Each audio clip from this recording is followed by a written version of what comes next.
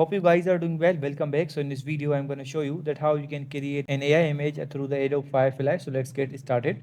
So first of all, what we have to do simply we need to go to the website and we have to create the account. So I'm going to open the Adobe Firefly website. So let's open it.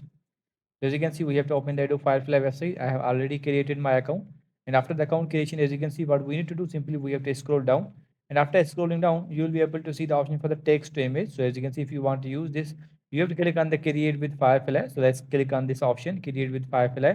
And after clicking on this, as you can see, let's click on the agree and we have to click on the agree. And here we have to provide the instructions for creating image. For example, I want to, so as you can see, I have written this simple command here. So I'm going to click on the generate.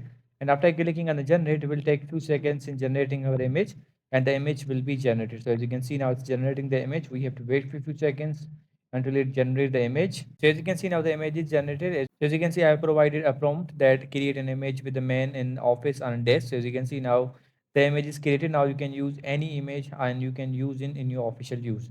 So I hope you guys understand this video that how you can create an image through Adobe Firefly. So see you guys in the next video.